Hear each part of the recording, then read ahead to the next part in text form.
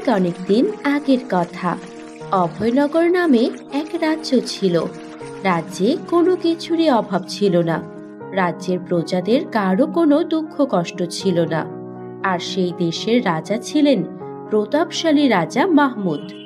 তিনি যেমন ভালো মানুষের জন্য ভালো ছিলেন, তেমনি খারাপ মানুষের জন্য তিনি ছিলেন ভয়ঙ্কর। সেজন্যই সে দেশে কোনোদিন চুরি হতো না, কেউ কারো ক্ষতি করত না। উজির সাহেব, রাজ্যের কি অবস্থা বলুন তো? সবকিছু মিলিয়ে প্রজারা সবাই ভালো আছে তো? রাজামশাই, আপনি প্রজাদের নিয়ে কখনো কোনো চিন্তা করবেন না। যেগুলো ছোটখাটো সমস্যা আছে সেগুলো আমরা সমাধান করে দিচ্ছি। আর কোনো বিষয়ে আপনার থেকে সিদ্ধান্ত গ্রহণের প্রয়োজন হলে আমরা অবশ্যই আপনাকে জানাবো। আপনার কথায় আশ্বস্ত হলাম উজির সাহেব। খেয়াল রাখবেন কারো যেন কোনো ধরনের সমস্যা না থাকে। যার যেটা প্রয়োজন তাকে সেটা দিয়েই সহযোগিতা করবেন সবসময়। ঠিক আছে রাজামশাই, আপনি নিশ্চিন্ত থাকুন। আপনার কথার কোনো রকম ব্যতিক্রম হবে না। রাজা মাহমুদের রাজত্বে প্রজাদের কোনো দুঃখ কষ্ট না থাকলেও তিনি একটু মনে মনে অসুখী ছিলেন। কেননা তার কোনো কন্যা সন্তান ছিল না। তিনি কন্যা সন্তান লাভের আশায় একে একে 3 জন রানীকে বিবাহ করেন। তারা কেউ রাজাকে কন্যা সন্তান উপহার দিতে পারেনি।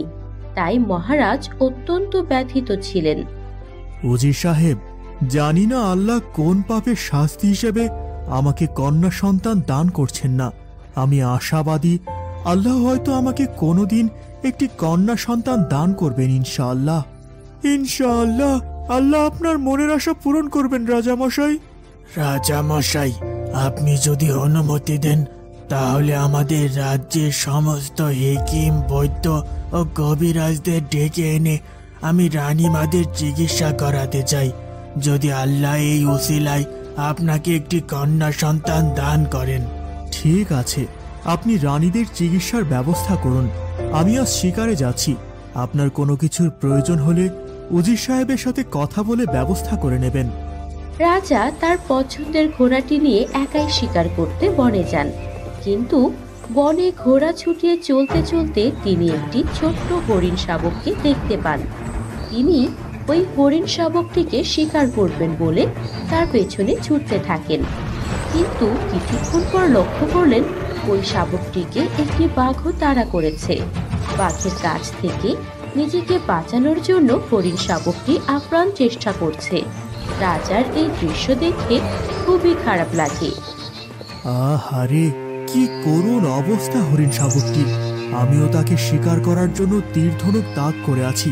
এদিকে বাঘও ছুটে চলেছে তাকে ধরে খেয়ে ফেলার জন্য।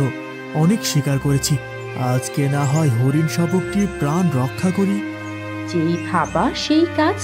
তখন রাজা ওই তীর ধনুক দিয়ে হরিণ শাবকটিকে শিকার না করে বাঘের শরীর লক্ষ্য করে তীর ছুড়লেন। আর বাঘটি তীরের আঘাতে আহত হয়ে আর্তনাদ করে সেখান থেকে পালিয়ে যায়। প্রাণ বাঁচতেই ওই হরিণ শাবকটি তার মায়ের কাছে ছুটে চলে যায়। হরিণ শাবকটির মা ছিল হরিণ রাজ্যের রানী। তখন ওই হরিণ শাবকটির মা আগন্তুককে খোঁজার উদ্দেশ্যে ছুটতে ছুটতে আসে। কিছু দূর এগিয়ে আসার পর হরিণী রাজা মাহমুদকে দেখতে পায়। সে মাথা নাড়িয়ে রাজাকে সম্মান প্রদর্শন করে এবং রাজার উদ্দেশ্যে বলে, রাজা মশাই, আপনি আমার কন্যাকে কিছুক্ষণ আগে ওই হিংস্র বাঘের হাত থেকে প্রাণে বাঁচিয়েছেন। তার জন্য আপনাকে অসংখ্য ধন্যবাদ। আমরা আপনার প্রতি কৃতজ্ঞ। দেখুন, এই রাজ্যের রাজা হিসেবে এ তো আমার দায়িত্ব ও কর্তব্য রানী। এই রাজ্যের সমস্ত প্রজা, পশু পাখি সবার দেখাশোনা করার দায়িত্ব যে আমার ঘাড়ে। আপনি সত্যি বড় ভালো মনের মানুষ রাজা মশাই। সৃষ্টিকর্তা আপনার সব আশা পূরণ করুন এবং আপনাকে উত্তম প্রতিদান দান করুন। সৃষ্টিকর্তা কবে পূরণ করবেন আমার মনের আশা জানি না। সৃষ্টিকর্তা আপনাকে উত্তম প্রতিদান দান করুন। কেন এমন করে বলছেন রাজা মশাই? কি আপনার মনের আকাঙ্ক্ষা বলুন আমাকে, যদি আমি আপনার কোনো উপকারে আসতে পারি। সৃষ্টিকর্তার কাছে আমার একটাই প্রার্থনা, তিনি যেন আমাকে একটা কন্যা সন্তান দান করেন। আমি তাকে আমার বুকে আগলে রাখব। যাকে পড়াশোনা, যুদ্ধবিদ্যা ও রাজ্য পরিচালনা জ্ঞান সব দিক থেকেই পারদর্শী করে তুলব। কিন্তু সৃষ্টিকর্তা আজ পর্যন্ত আমার এই মনের আশা পূরণ করেননি। আপনি চিন্তা করবেন না রাজামশাই, আপনার এই ইচ্ছা নিশ্চয়ই পূরণ হবে ইনশাআল্লাহ। কিন্তু কিভাবে? এই বনে পুষ্পরাগ নামে এক ধরনের ফুল আছে। সেই ফুল অনেক বড় হয়, তার রং হয় টকটকে কমলা। এই ফুল একটি গাছে একটি ফোটে, আর এই পুষ্পরাগ ফুলের এত সুগন্ধ যে তার চারপাশটা সেই সুগন্ধে মম করে। সেই ফুলের মধু যদি আপনি আপনার রানীকে খাওয়াতে পারেন, তবে সৃষ্টিকর্তার অশেষ রহমতের বরকতে আপনার রানীর কন্যা সন্তান হবে। কি বলছেন? এটাও কি হতে পারে? হ্যাঁ রাজামশাই, আমি জানি। আমি এই হরিণ রাজ্যের রানী। আমার এই বনের প্রত্যেকটি ফুল, ফল, গাছ, পাতা সব কিছুর গুণাগুণ সম্পর্কে আমি জানি। আপনাকে অসংখ্য ধন্যবাদ হরিণ রানী। আমি আপনার প্রতি চিরকৃতজ্ঞ। আমি আজই এক্ষুনি যাব সেই পুষ্পরাগ ফুল আনতে।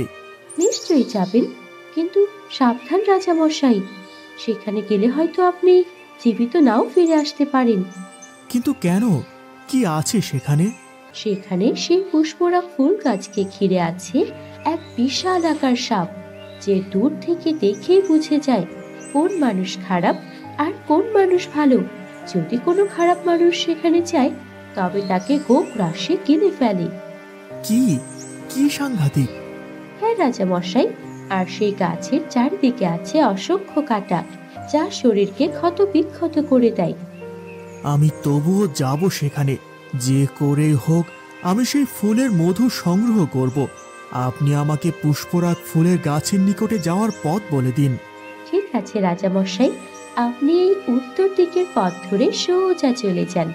কিছু দূর গিয়ে একটি সরোবর পড়বে। তার তীর ধরে কিছু দূর গিয়ে দেখবেন বেগুনি রঙের পাতাওয়ালা অনেক গাছ। সেখানে পৌঁছলেই আপনি সেই পুষ্পরাগ ফুলের সুগন্ধ পাবেন। তারপর হয়তো আপনাকে অনেক বাধার সম্মুখীন হতে পারে, কারণ আজ পর্যন্ত যে সেখানে গিয়েছে কেউ বেঁচে ফিরতে পারেনি। আমি তবুও সেখানে যাব। আপনাকে অনেক অনেক ধন্যবাদ হরিণী রানী। সৃষ্টিকর্তা আপনার মঙ্গল করুন। হরিণীটিও রাজাকে সালাম জানিয়ে সেখান থেকে চলে যায়।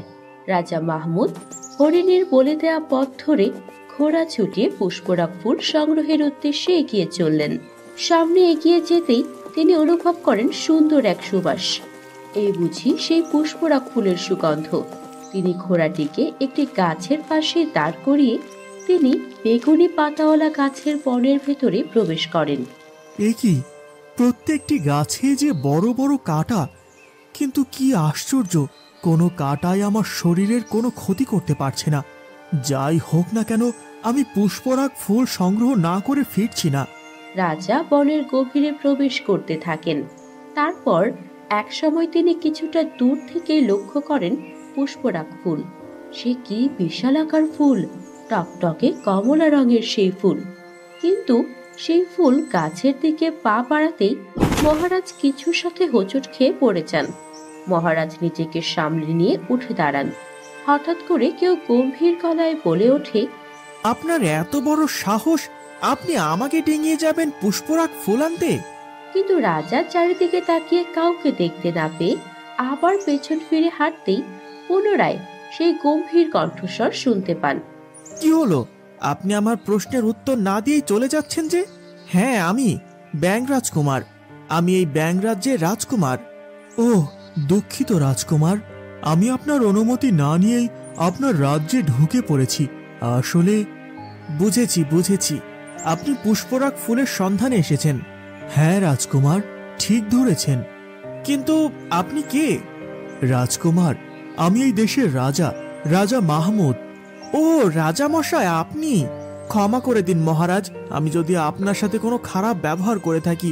কি সৌভাগ্য আমার, আপনি আমার রাজ্যে এসেছেন। না না, ঠিক আছে, আমি দুঃখিত। আমি আপনার অনুমতি না নিয়েই আপনার রাজ্যে প্রবেশ করেছি। ছি ছি, কি বলছেন মহারাজ? বলুন, আমি আপনার জন্য কি করতে পারি? রাজা বিনম্রভাবে জানায়, আমার পুষ্পরাগ ফুলের ভীষণ দরকার এবং এই ফুল কোনো প্রয়োজন কি কারণে সেই কারণও জানায় ব্যাঙ রাজকুমারকে।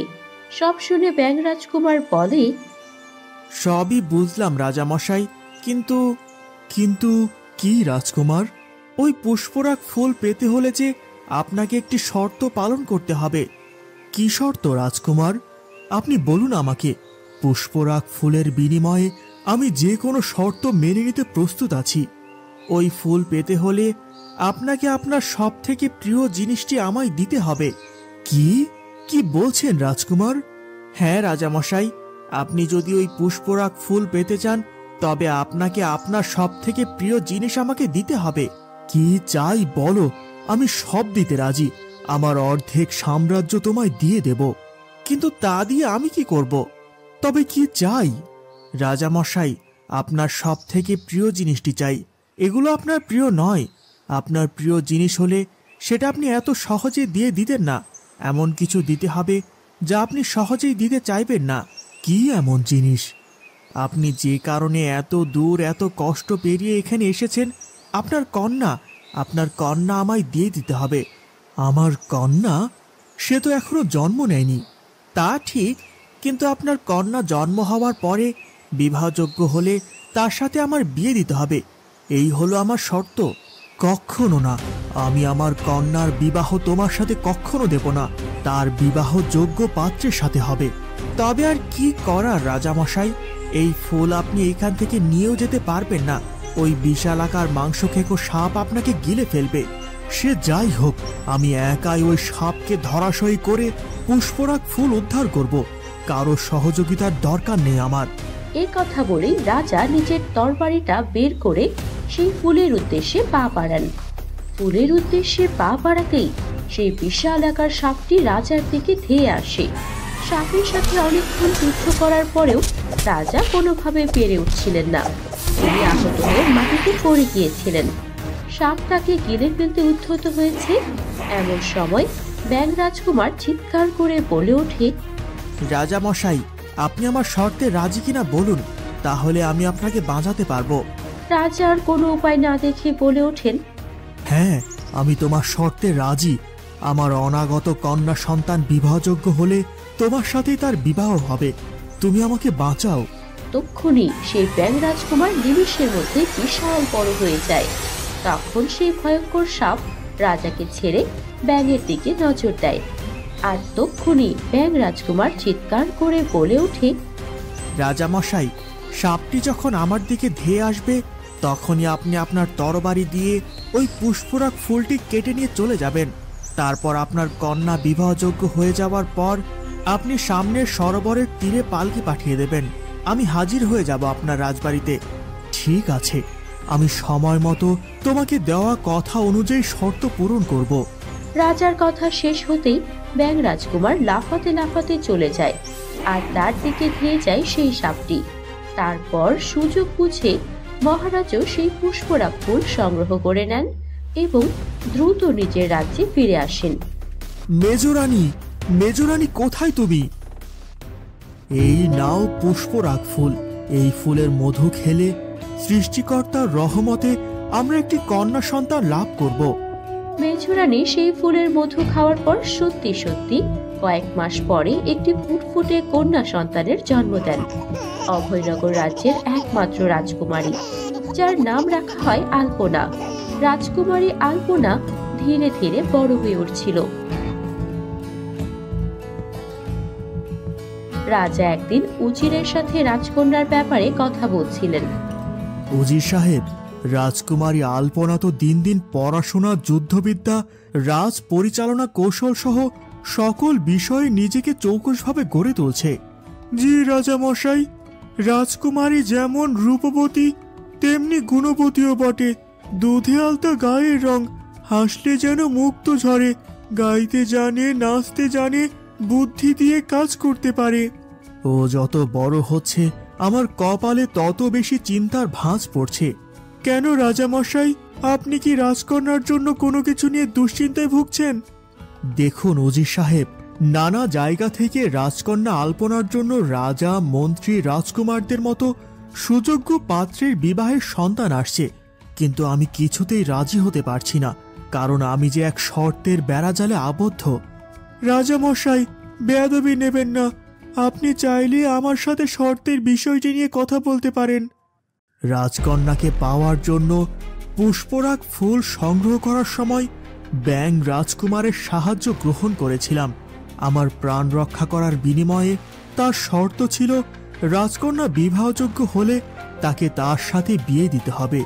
রাজামশাই, এ বিষয় নিয়ে আপনি চিন্তিত হবেন না। সৃষ্টিকর্তা অবশ্যই বিষয়টি আমাদের সকলের জন্য সহজ করে দেবেন।